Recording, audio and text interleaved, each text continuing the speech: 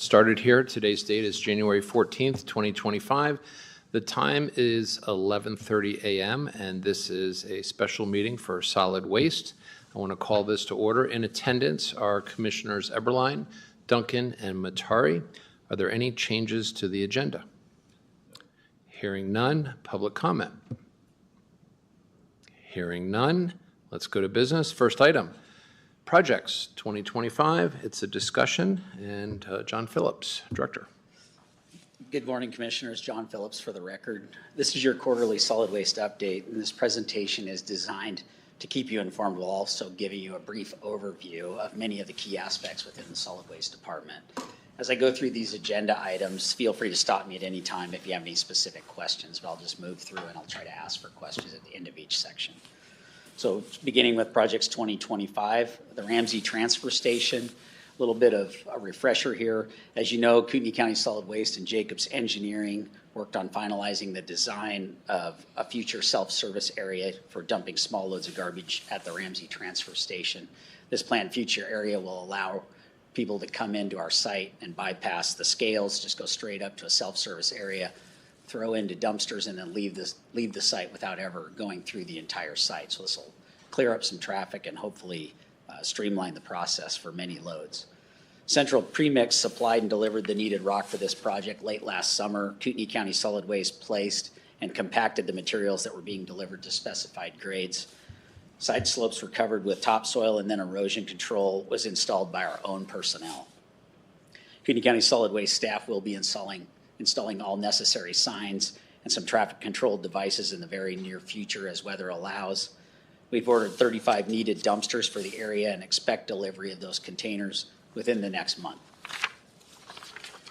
We're currently in the process of checking out a used truck because we'll need a front load garbage truck to dump those containers.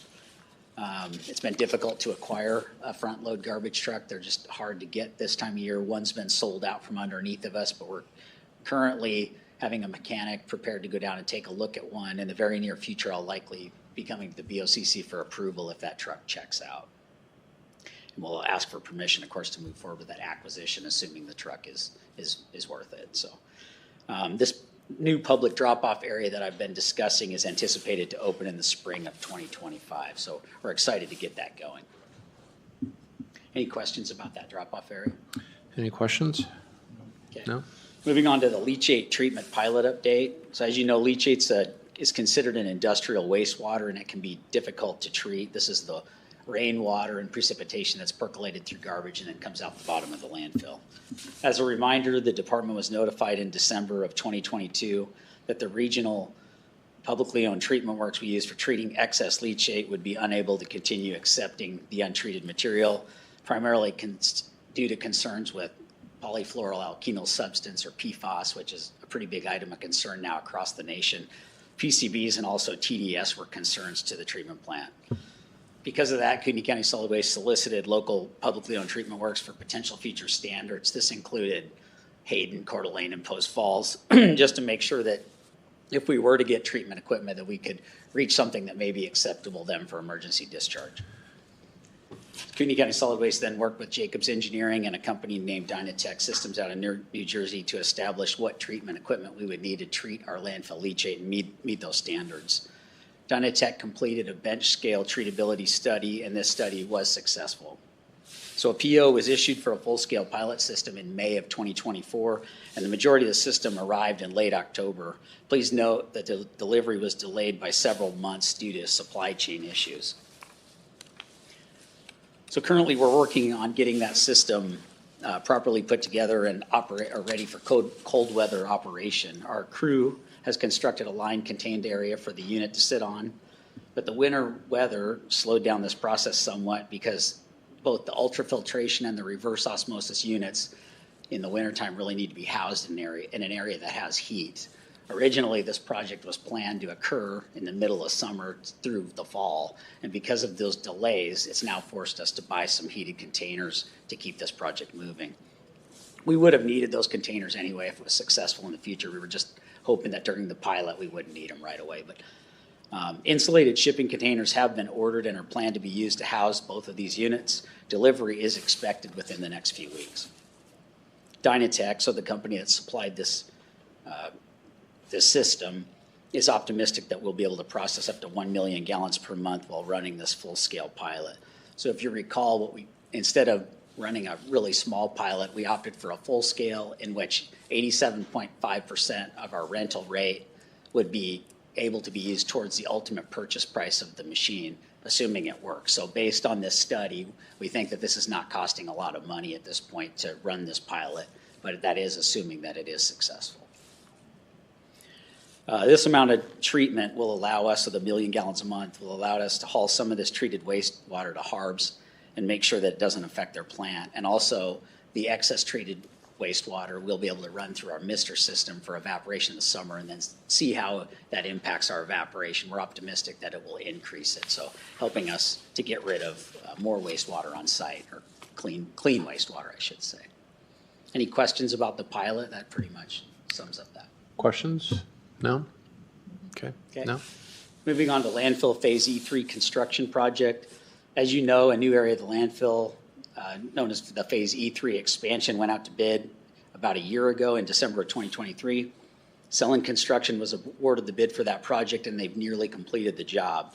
The site was cleared and grubbed in early 2024. And since then, 100% of the subgrade was excavated, which amounts to about 165,000 cubic yards of material. The entire cell has been lined. The underdrain system and leachate collection systems have been completed. All perimeter stormwater ditches are complete. The landfill gas and leachate pumping lines have been installed. All erosion control has been completed, and all roadways have been restored to pre-construction condition. The only work that remains, and this is also largely due to supply chain issues, is finishing up the leachate pumping station and the electrical components that are related to that. At this time, it is believed that those final components will be 100% installed within the next week.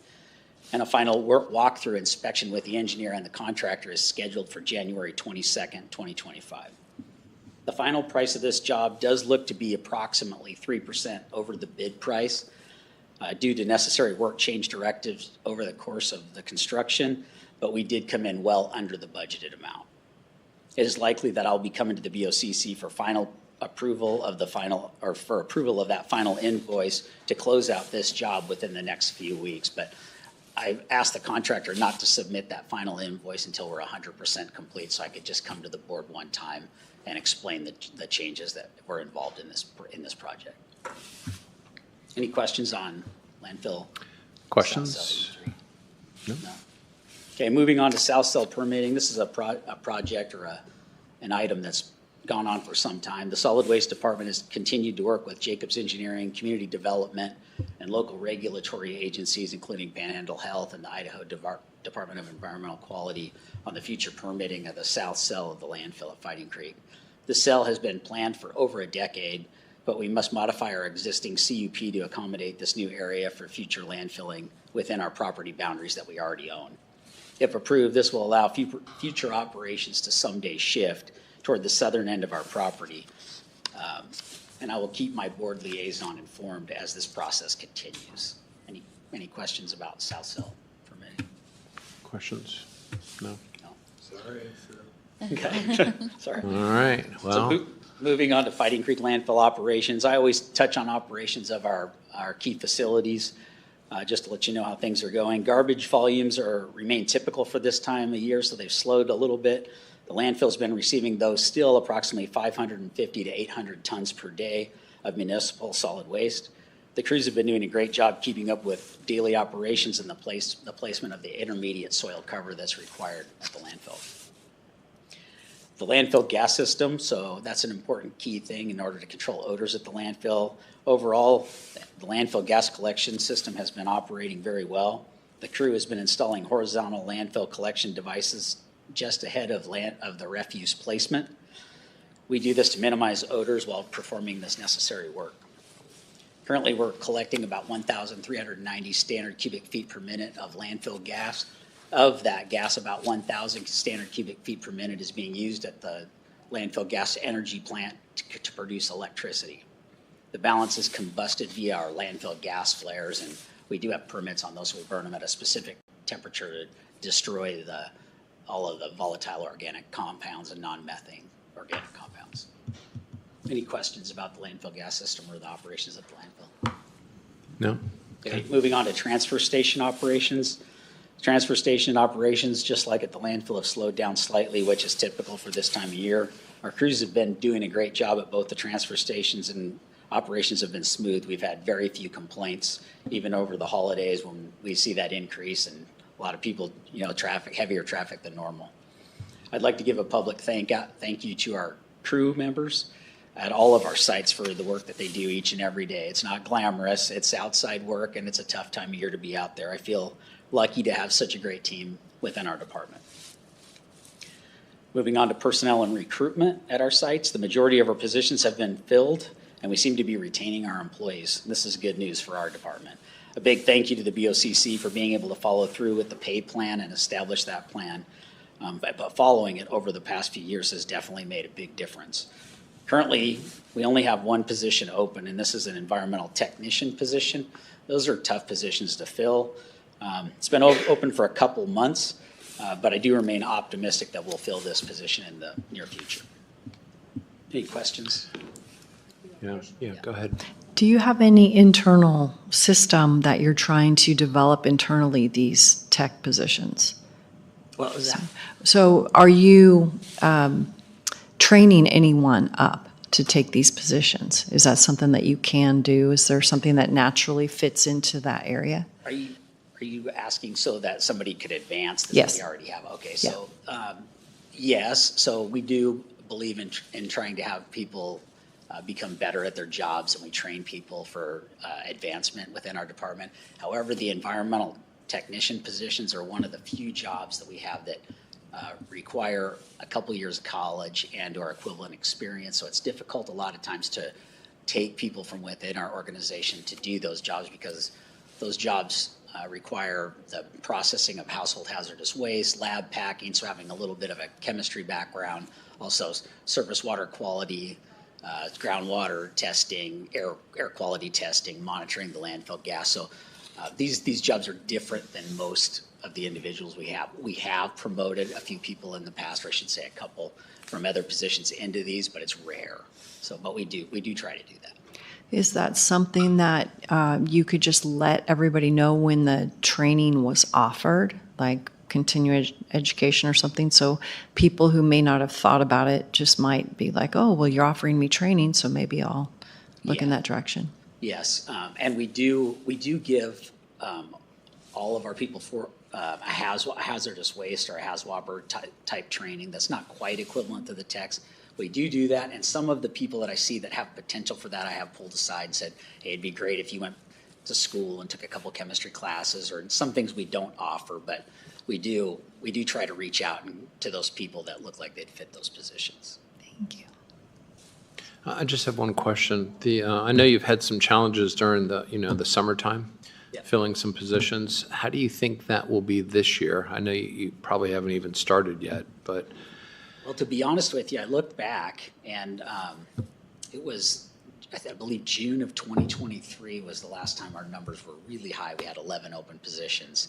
Since then, it generally trickled down, and we've had relatively few open positions, especially since those raises in that following October, to where it's just a couple usually at a time. So we haven't had, from basically 2020 through 2023, it kept getting, or through the middle of 2023, the positions kept getting greater and greater, the number of open positions. But then after that, we've been retaining people. Okay, good. I guess the only would be with the seasonal that we yeah, hire on those, seasonally. yes. They're always tough to get, and that is one where we may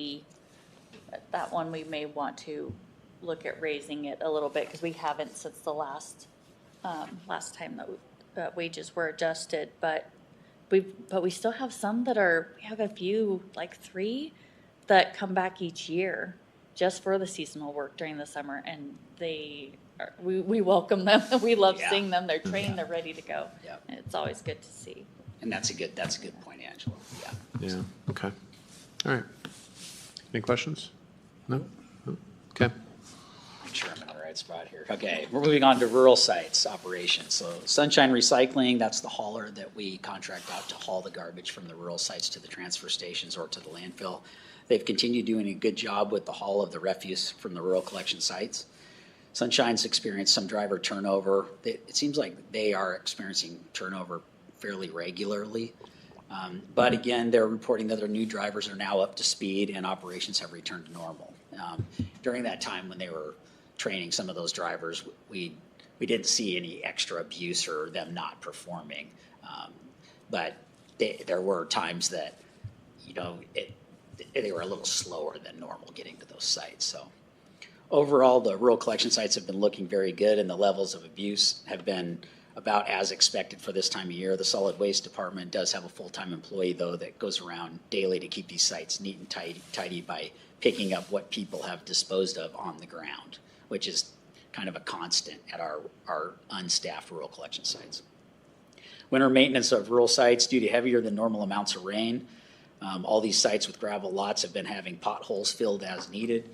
We do ask that the public be patient as this work occurs and also as snow plowing occurs, which we do anticipate here coming up. But if winter doesn't show up, we'll keep working on those potholes. Wolf Lodge property update and future development. One thing I do want to point out to the public, a number of people believe that we're talking about the old restaurant property. This is not the restaurant property that we acquired. It is, I believe the address is 10599 East Frontage Road, so it's actually slightly west of the restaurant location. As you know, we purchased that property in the Wolf Lodge Bay area with the intention of the construction of a future staffed rural collection site. The site will allow the future consolidation of some of those other rural sites in the area and give us better control of the municipal solid waste refuse collection in the area by minimizing abuse. Kootenai County Solid Waste and JUB Engineering have worked closely together to come up with a suitable design, and JUB is currently working with community development on the special notice permit process. It's my understanding that an application for this permit was deemed sufficient in late December of 2024, and legal notice has been published in the Coeur d'Alene Press. That happened on 12/31/2024 as required. I will intend to keep my board liaison informed as the process progresses in obtaining that special notice permit. Any questions about any of that? Patrol and public education, I always touch on this. So the Sheriff's Department continues. We work with the Sheriff's Department in the request, and we also pay them for patrolling those sites. They've been doing an excellent job patrolling and also educating the public at these facilities located throughout the county. This effort is both greatly appreciated and necessary to try to, maintain the control at those unstaffed facilities and minimize abuse. Since the Sheriff's Department has started this patrol, the level of abuse has generally reduced, and this saves many man-hours of cleanup each week for our department. I'd like to give a public thank you to the Sheriff's Department for continuing this much-needed service.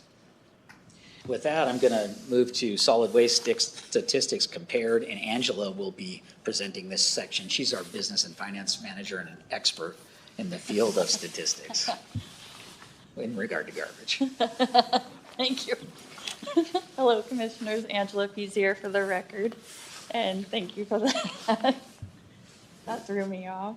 I don't know about expert, but yes, I do like numbers, and I put a lot of them together. I gave a sheet to you with the numbers that I'm going to be reading off, just so that you have them to look over as well. Let me know if you need a copy. Yep, there you go. I know, I kind of slipped it up there before the meeting. A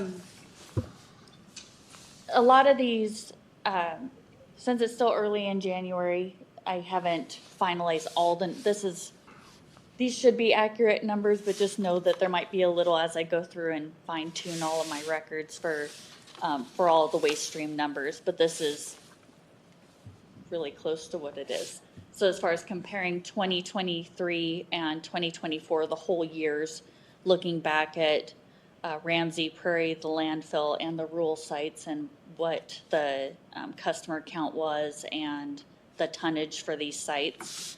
So I'll just go through them. For Ramsey, the customer count, so this is how many times customers visit the site. For the year 2024, we were at 375,540 customer visits, and which is up so slightly, 0.07%.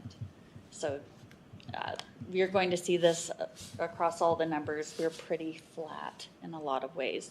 So the tonnage for Ramsey was 149,733 tons, which is up 1.44%. But a little over 2,000 tons more than last year.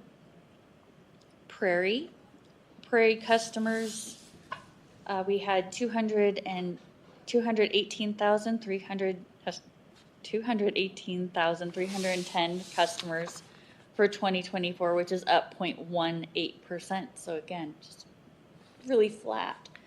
Tonnage is down at Prairie. It was 93,637, down just a little over 2% for the year.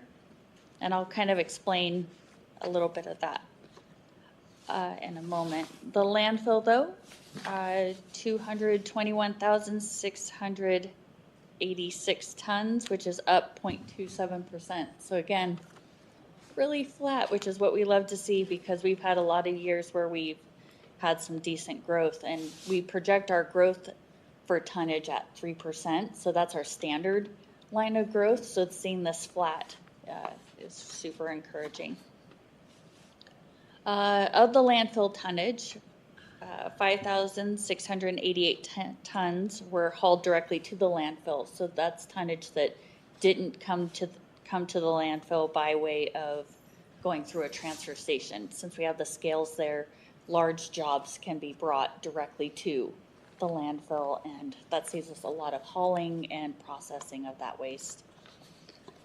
So it's really good too. So rural sites. So for the rural sites, most of our rural sites are unstaffed, and there's no way to count the customers for that. But there are two that are staffed in the north. So we have our Athol rural site as well as Chilco. And we count the customer count for those sites because it does give us a good idea as far as how much those sites are being utilized.